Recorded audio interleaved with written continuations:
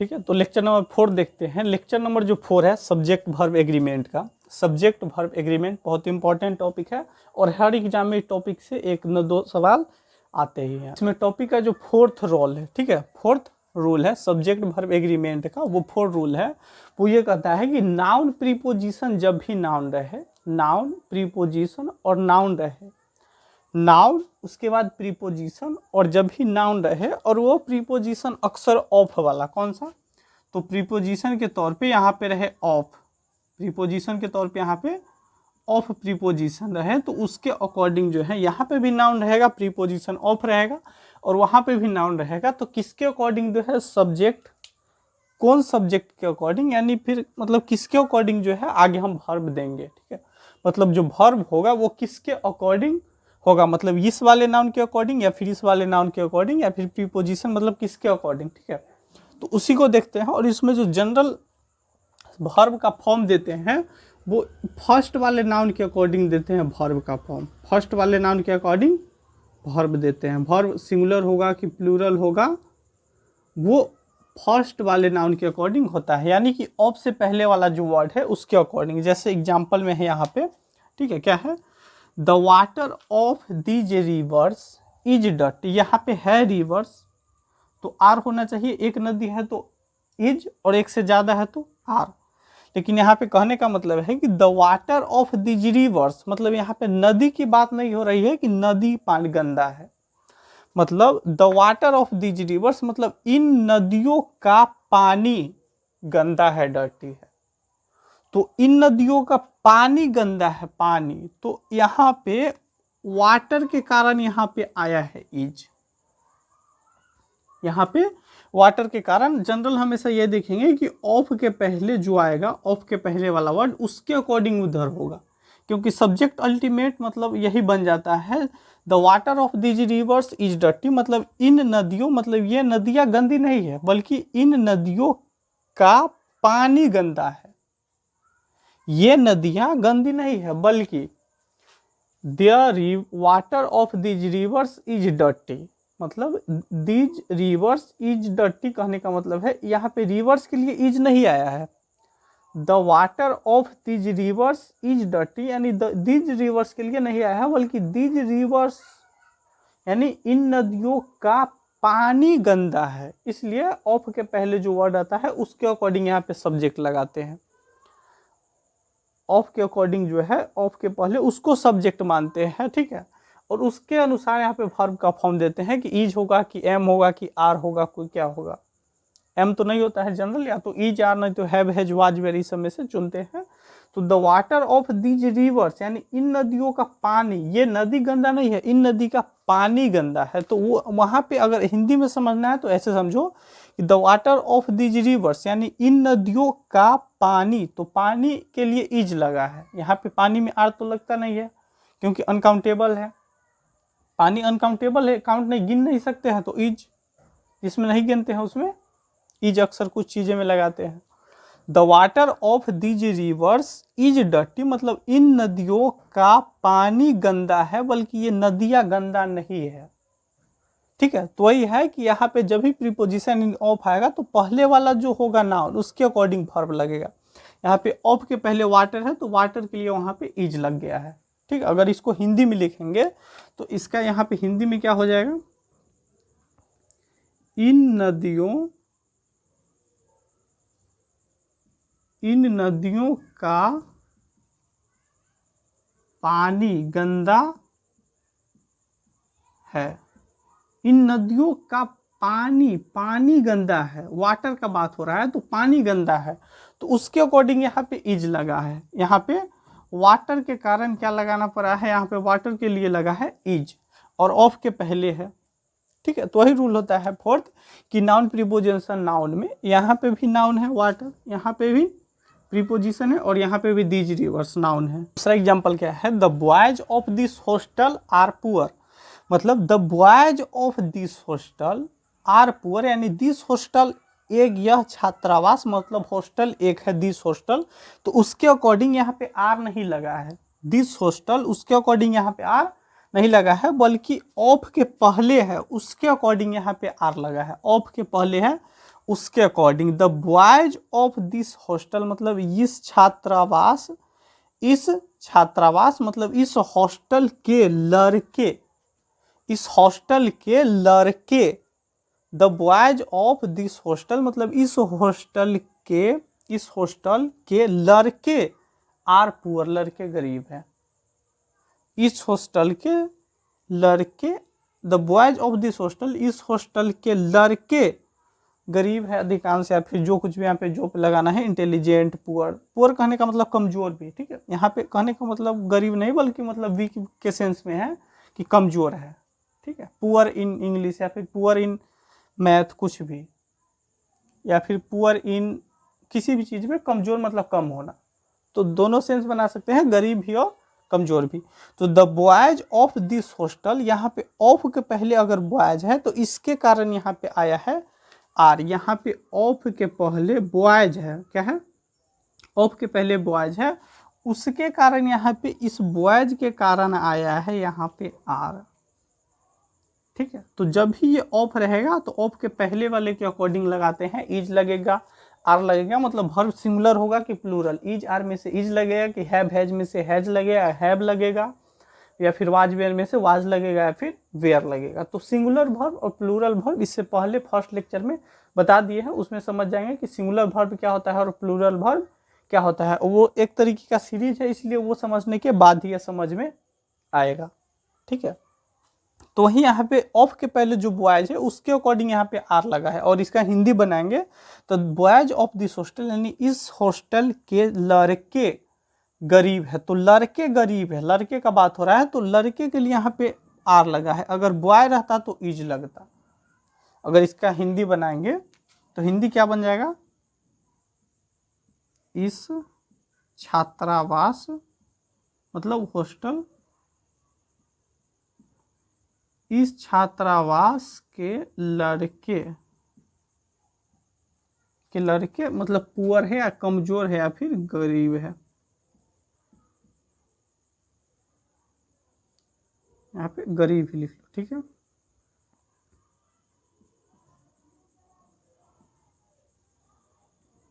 यहाँ पे कुछ भी रहे उससे मतलब नहीं है।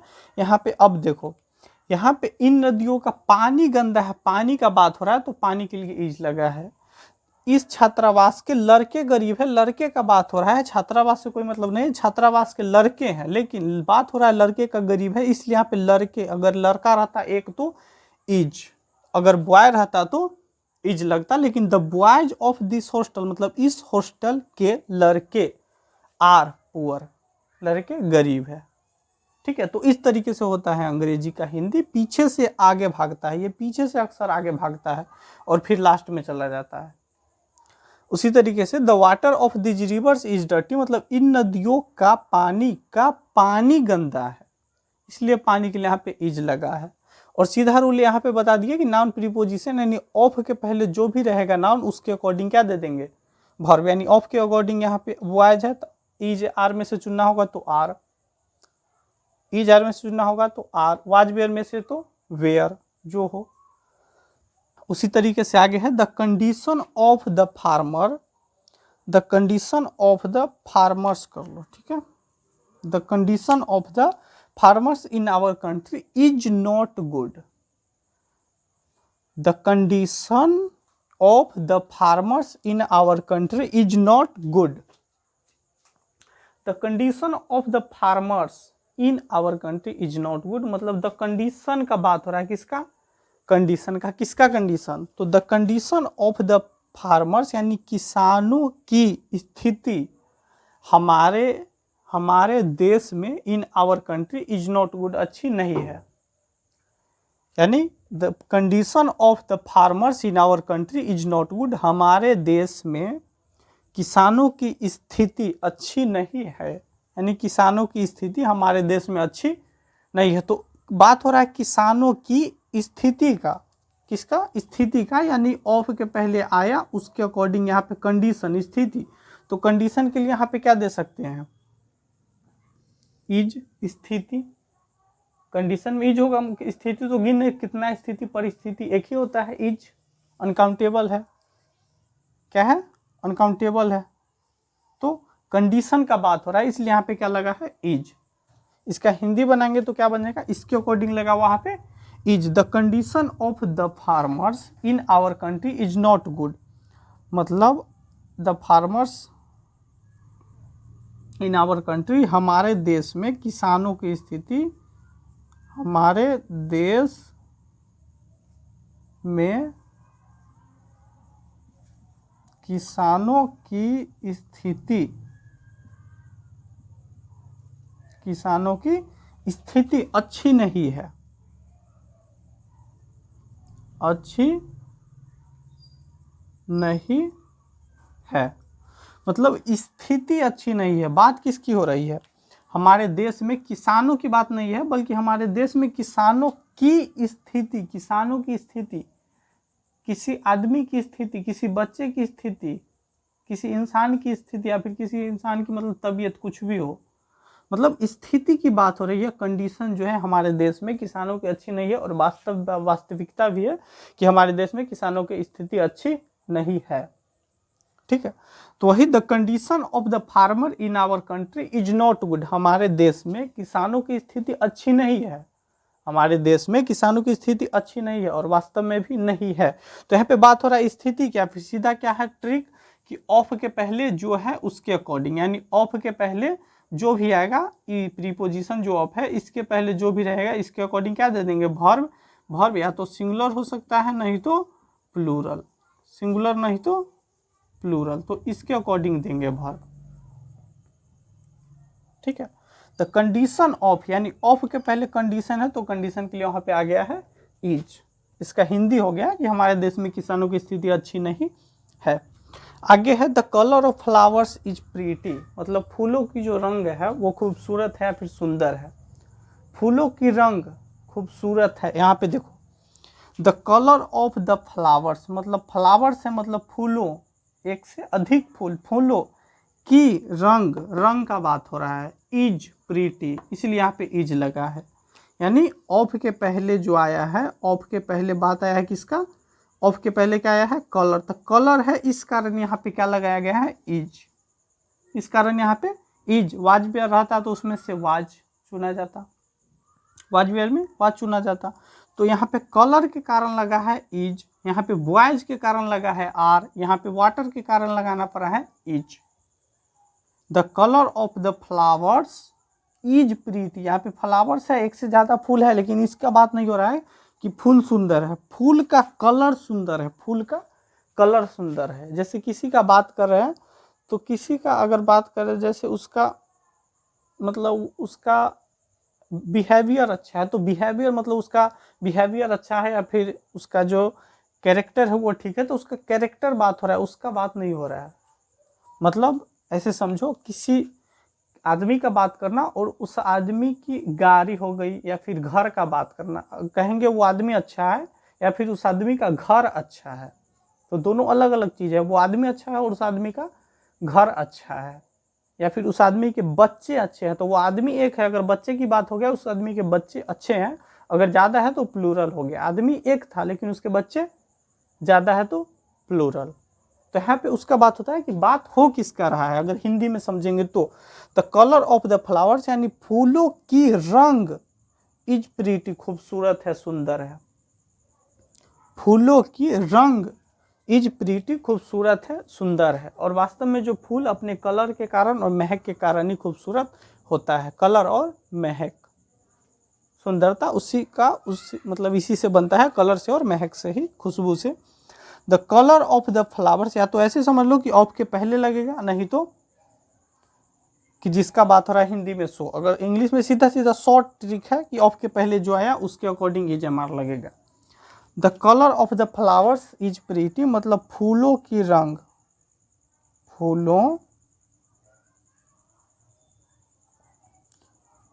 फूलों की रंग सुंदर है या फिर खूबसूरत है, जो भी होगा, यहाँ पे फूल की रंग सुंदर है। फूल, the flowers, colour of the flowers यानी फूलों की रंग, तो उसके अकॉर्डिंग। उसी तरीके से और एग्जांपल क्या है, the flowers of my garden have bloomed, have has में से हैव हो जाता है प्लूरल, हैज सिंगुलर, मतलब हैज जो सिंगल के साथ लगाते हैं एक के साथ वो सिंगल, जो ज़्यादा के साथ लगाते हैं वो प्लूरल। तो हैज सिंगल में लगाते हैं और हैव प्लूरल में, जब बल्कि आई में भी लगाते हैं हैव ही, ठीक है। वो हैव है सिंगुलर प्लूरल वर्ब देखना है तो फर्स्ट लेक्चर से पता चलेगा।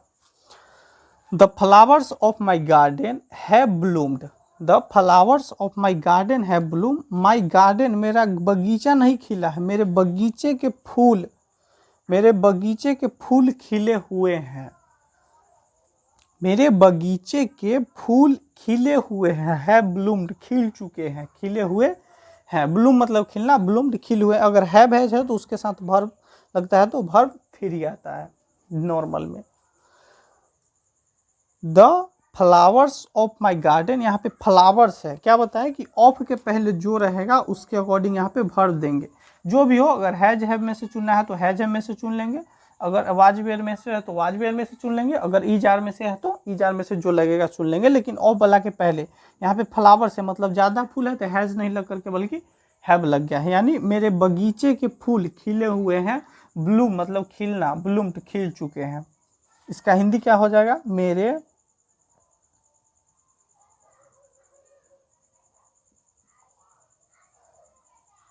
मेरे बगीचे के